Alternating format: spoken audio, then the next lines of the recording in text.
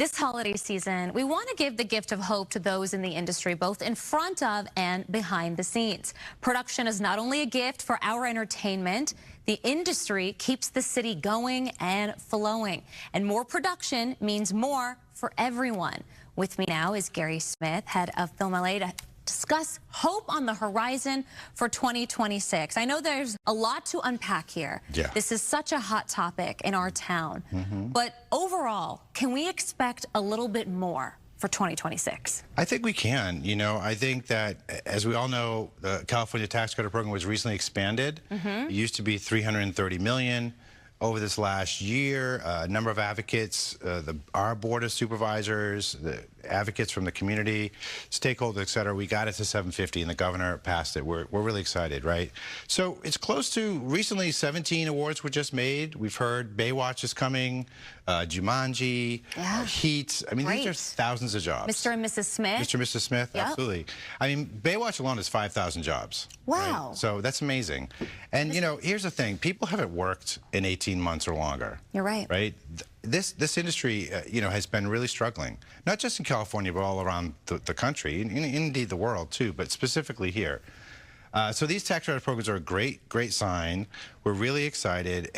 But the message here is that ultimately, with the tax credits at the state level coming down, the local jurisdictions, all of our 88 cities, we all need to work together, right? We all need to be looking at our fees. What are we charging? Do we really need to charge $8,000 for a permit? You know, very good point. Do we need that? Is it really going to cost this much money for, you know, to use a building for the day, for instance, right? So, and then our aligning around our zoning and where there are restrictions. I mean, there's going to be restrictions in terms of use of these properties. Like, we want to protect our beaches, right? We want to protect our parks, right? But at the same time, you know, can we have a conversation? And that's where our office comes in. So Film LA is my contractor. They coordinate all the permits for the county and for 15 other cities, including LA City. And in the LA County Film Office, we oversee all of the procedures, policies, ordinances, anything related to filming throughout the whole region, all the 4,000 square miles of the county, right? So for us, for our angle, we see it from a larger sort of 60,000-foot view, right? If you film somewhere here in an unincorporated area, for instance, right? And then you go over to, I don't know, picking a city, Lancaster, right? We should have similar policies. It shouldn't be so dramatically different to go from one part of the county to another part of the county, and difference in cost, difference in regulation. It shouldn't we need to be on the same page. Same page, right? Yeah, I agree. Same page. We all have the same goals. We want our industry to come back. We want more jobs. Right. What would you say to people watching right now that have maybe worked a handful of days in 2025 that are questioning, should they still live in our city? Should they still pursue their dreams of working in film and television? What is the message that you have for them specifically? Yeah, stay. Okay. Don't go. Okay. You know, we're there, but you know, and we're all working together. I think part of what we were just talking about, there's hope on the horizon. I know a number of folks who are working now and starting to pick up. We've got a bunch of spec scripts that are now being bought. We've probably saw that in the news. You know, that's a new phenomenon, new content coming, right? We've got vertical production. We've got so many different new technologies happening. So there's hope on the horizon, absolutely. And I think the onus is on us now as jurisdictional leaders, the city, the county, and the city, and all the 88 cities, right? We all have to work together, and we are. You know, you've heard the mayor talk about Baywatch. You've heard Supervisor Horvath talk about the Baywatch. So we have a motion that Supervisor Catherine Barger, Supervisor Lindsay Horvath passed this summer that I'm working on, looking at cutting our red tape, looking at reducing fees. That's big. Innovation fund to help start up new film tech companies. That's great. We need to be in front of the tech because it's always going to change, right? And the fees, like you said. So if somebody's making a small budget film, an indie film, they shouldn't have to pay these outrageous permit fees, whereas you're comparing it to someone who's maybe a bigger blockbuster production. Right on. Absolutely right. And is there a sliding scale there? Can we be flexible, you know? I think there should be. There should be. And we're doing that in the county, too. Like, part of my role is anybody can call me. I'm all things film for the county, right? So if a production gets into a problem with a permitting, they can call me directly. They don't have to deal with a mire of this huge bureaucracy. They just call me. That's the point. And I think that best practice is what many of the cities around the region of the 88 are starting to put in place. You can't have productions have to go through all of these different avenues to get an answer. If there's a problem, let's try to resolve it so you can keep going. And that's going to come up with Baywatch. We're going to have multi-jurisdictional lines here, and we're already talking about that. Like, we're going to meet, and we're going to be consistently talking to each other so that that show goes off without a hitch. 5,000 jobs. 5,000 jobs. That's amazing. The hope on the horizon right there. Absolutely. Job watch for Baywatch. Absolutely. Yeah, that's right. It's true. Tell me and tell everyone else, because I've talked about this all the time, where when you see more production in our city, you see more people going out to dinner. You see more people getting their hair done, their nails done. It really is a domino effect. Why is more production good for the city as a whole, even if a household isn't necessarily in the industry? That's a great question, and I love that question. So, yeah, absolutely. So there's no other, I think, economic or industry sector, if you will, that has such an immediate economic impact when they're in your neighborhood, right? So you're filming in, let's say you're filming in Florence Firestone, right? It's an unincorporated area. Right. The crew's going to spend their money at the restaurant. That's right. They may run out of lumber. They may run out of something, and they're going to go to the hardware store, right?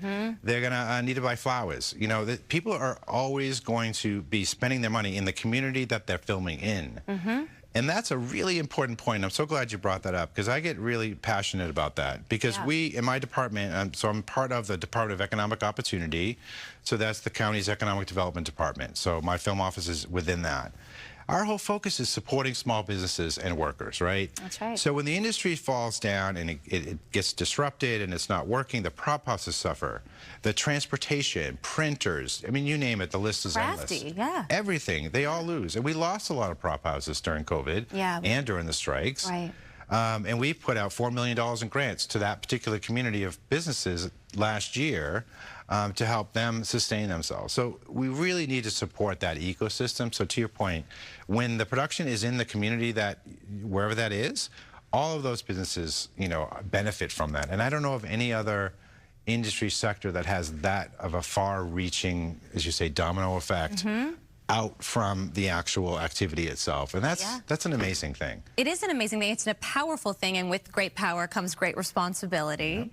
So it almost seems like if I was a city, a smaller city in LA, I would want to attract production. Come shoot in insert city here. We'll roll out the red carpet for you, you know? We'll lower our fees, or we'll do what we can as a community to have you film in our city. It's a good thing to have production in your city. Absolutely, 100%. And you said it spot on.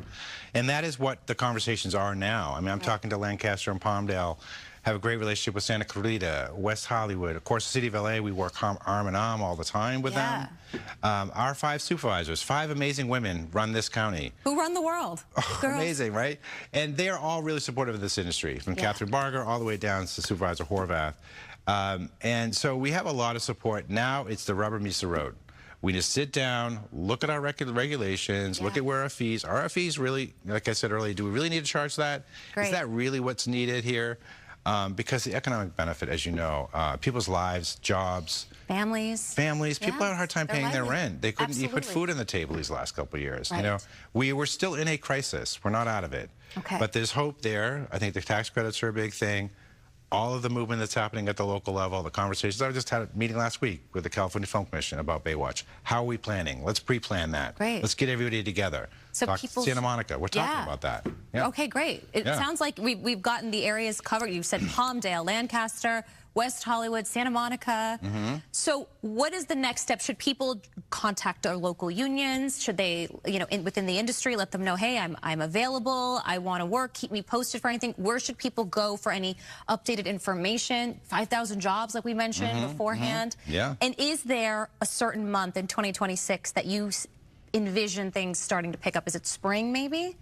Well, it's about 180 days from the point at which a person gets a tax credit before it sort of becomes active, and then there's pre-planning. So, I mean, it's hard to predict, but I would say probably summertime we're going to start to see some shifts. Baywatch is definitely going to be shooting in the next 6 months or so. So, yeah, absolutely. Keep your eyes open. I mean, I don't have a straight line. I don't have a job hotline for you. But, you know, talk to your friends, be in community, you know, talk to folks who you can. And Yeah. here's a website where people can go to get more information. Gary, this was so necessary. Thank you. So important. Thank you. I love, you're both smart and so real, and I love the way you explain it because it can be complicated. It is. It can be. But you make it in a way for everyone to understand, and that's what I like about you. Thank you so much. Well, thanks for coming having me. I really appreciate it. Take a screenshot, take a picture of that website. Gary Smith, thank you so much for coming in again. We'll be right back. All right. Thank you. More production in 2026, Yeah, baby. absolutely. Something we can all get behind.